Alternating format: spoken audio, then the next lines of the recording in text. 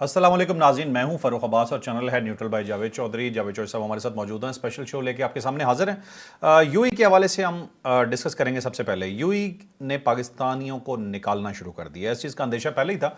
ताल्लुकात ऐसे लग रहा था कि दोनों ममालिक के ख़राब हो रहे हैं। पाकिस्तान अलल ऐलान कुछ नहीं कह रहा, ना ही यूएई सरकारी सतह पर कुछ कह रहा है, लेकिन अनऑफिशियली बहुत कुछ ऐसा हो रहा है जिससे ये लग रहा है कि ये दोनों ममालिक के ताल्लुकात अब आपस में कुछ ज़्यादा अच्छे नहीं रहेंगे।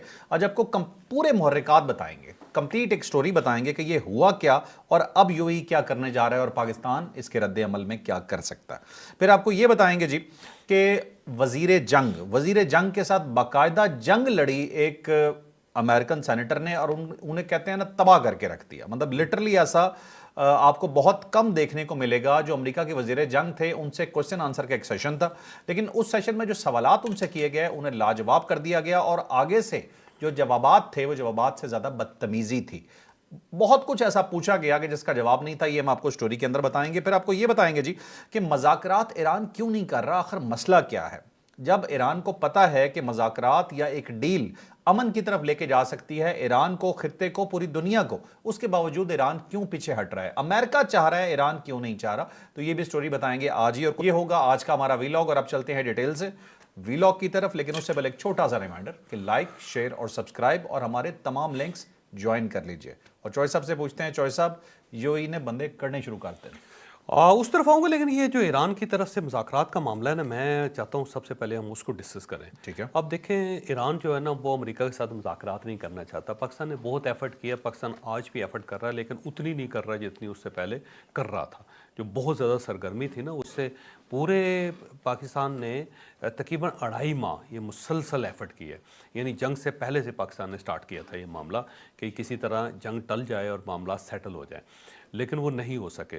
तो 70 दिन की कोशिश के बाद जब एक जगह पे आके मामला रुक गया, तो उसके बाद मुझे लगता है कि पाकिस्तान थोड़ा सा पीछे हट गया और उसने कहा जी ठीक है, आप खुद सेटल कर लें अगर आप दोनों करना चाहते हैं। अब ईरान जो है वो ज़ाहिर है नहीं करना चाह रहा। वो कहता है जी हमारी टर्म्स एंड कंडीशन पे अमेरिका आएगा तो मामलात आगे बढ़ेंगे, वरना नहीं होंगे। उन्हें अपनी एक पोजीशन ले ली है।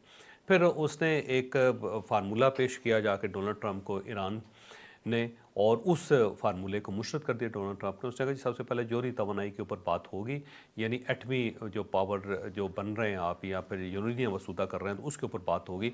आबना हुर्मज़ और बाकी चीज़ें जो इसके बाद होंगी। तो ईरान ये चाहता था पहले आबना हुर्मज़ का मामला सेटल कर लिया जाए, जंग बंदी का मामला सेटल कर लिया जाए और बाकी चीज़ें बाद में की जाए। तो उसको रिवर्स कर दिया अमेरिका ने और उस सारे मामले को रिजेक्ट कर दिया और कहा कि अगर आपके पास और कोई तजावीज़ हैं तो हमारे पास भेजें। तो ईरान ने अभी तक वो नहीं भेजी। अब उसके बाद अब यहाँ पे एक बहुत बड़ा सवाल पैदा होता है कि देखें, ये पूरी दुनिया है जिसके अंदर 200 मुल्क होंगे। वैसे 250 मुल्क हैं, 250 249 मुल्क हैं, लेकिन यूएन के मेंबर्स को मिला लिया जाए तो चलें 196 197 या 198 मुल्क बन जाते हैं। ये यूएन के मेंबर्स हैं। अब इनमें से कोई एक मुल्क बताएं कि जो ईरान के मौक़िफ़ को सपोर्ट कर रहा हो। कोई एक मुल्क बताएं। जो रशिया वो भी पार्शली बात कर रहा है और साथ साथ वो भी कह रहा है कि मामलात को सेटल करें मुज़ाकरात के ज़रिए। वो भी नहीं कह रहा जी हम आपके साथ हैं और हम लड़ेंगे आपके लिए, मरेंगे आपके लिए, कोई मुज़ाकरात की ज़रूरत नहीं, ठोकर मार दें निकल जाएं। वो भी नहीं कह रहा। इवन उसने जो ईरान है, अब्बास आरागची साहब को कहा उन्होंने कि आप मुज़ाकरात करें और मामलात जो है ना इसी तरीके से हल होंगे। और डोनाल्ड ट्रंप को फ़ोन करके भी कहा कि मुज़ाकरात के ज़रिए ही होंगे, बजाय इसके कि पुतिन उनको धमकी दे देता कि ख़बरदार अगर तुमने इधर देखा तो मैं तुम्हारी टांगें तोड़ दूँगा, मैं ईरान के साथ खड़ा हूँ।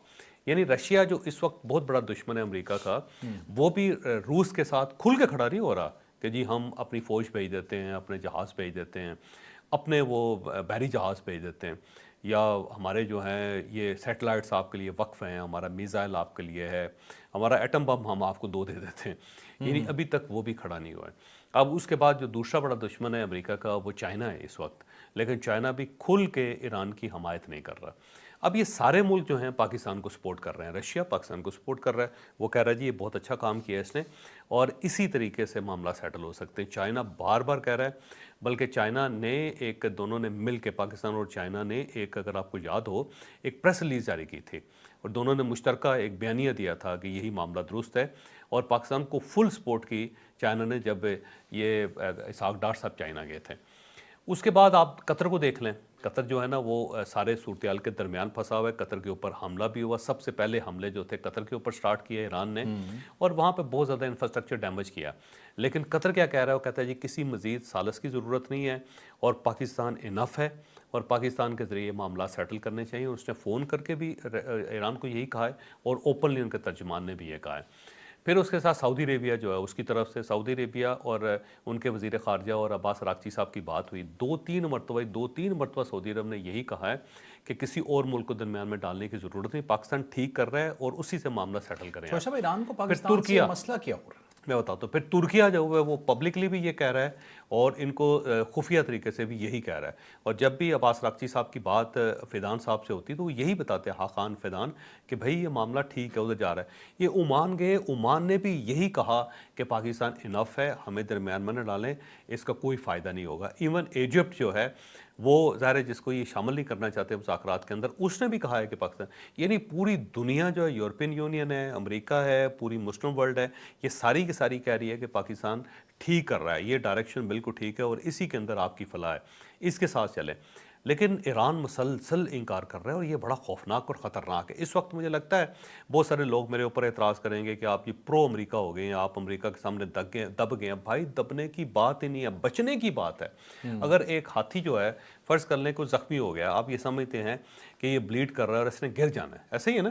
چلیں آپ یہ سمجھ لیں کہ جی آپ امریکہ ایک ہاتھی اور آپ نے اس کو زخمی کر دیا, لیکن اگر ہاتھی گر رہا ہے تو کم از کم اس کے نیچے تو نہ آئے آپ. وہ مرتا بھی اگر آپ کے اوپر گرے گا تو کچومر نکال دے گا آپ کا. تو کم از کم اپنے آپ کو بچانا تو فرض ہے. تو آپ تو ہاتھی کے بالکل نیچے بیٹھے ہوئے ہیں, اور اگر وہ آپ کو, اگر وہ زندہ رہتا ہے تو کچل کے نکل جائے گا, اور اگر وہ گر جاتا ہے تو آپ کے اوپر گرے گا, اور اگر وہ مرتا بھی ہے تو اس سے پہلے آپ مر جائیں گے. تو اس کا فائدہ کیا ہوگا؟ تو میرا خیال ہے سفارتکاری جو ہے اسی آرٹ کو کہتے ہیں کہ آپ اپنے آپ کو بچائیں اور ٹائم گین کریں. جو صلح نامہ حدیبیہ تھا نا, دیکھیں رسول اللہ صلی اللہ علیہ وسلم نے کیا زبردست طریقے سے, ان کی وزڈم پہ میرا خیال ہے پوری دنیا قربان, ہم سب قربان, کہ انہوں نے کس قسم کا معاہدہ کیا. اور جب معاہدہ کیا تو صحابہ کرام نے اعتراض کیا. اس وقت رسول اللہ صلی اللہ علیہ وسلم کے سامنے صحابی تو بول ہی نہیں سکتے تھے نا جی. وہاں پہ انہوں نے اعتراض کیا کہ یہ کیا ہو گیا ہے, یہ تو ہم نے بالکل شکست تسلیم کر لیا کیا. بلکہ ایک صحابی نے یہ بھی کہا, میں نام نہیں لینا چاہتا ان کا, کہ کیا اللہ ہمارے ساتھ نہیں ہے. یہ تک لوگوں نے وہاں پہ اعتراض کیا. لیکن رسول اللہ علیہ وسلم نے کہا کہ نہیں, ہمیں ٹائم چاہیے تھا, اور اس معاہدے کے ذریعے ہمیں ٹائم مل گیا. اور اس کا یہی فائدہ ہوا کہ جب مسلمان تگڑے ہو گئے تو اسی مکہ کے انہی لوگوں کو فتح کر لیا انہوں نے, اور انہی لوگوں نے آ کے بیعت کی اور اسلام قبول کیا اور معافی مانگی, جنہوں نے وہ معاہدہ کیا تھا, جنہوں نے اس کے اوپر سائن کیے تھے. تو یہ جو نا ایک بڑی زبردست قسم کی مثال ہے پورے عالم اسلام کے لیے, مسلمانوں کے لیے, کہ جب آپ یہ دیکھیں کہ دوسرا طاقتور ہے اور اللہ نے وعدہ کیا ہوا ہے کہ اس سرزمین کو ہم نے فتح کر کے آپ کے حوالے کر دینا, اور یہ طاقتور جو ہیں یہ ڈاؤن ہو جائیں گے آپ کے سامنے, سرخ رو آپ ہوں گے.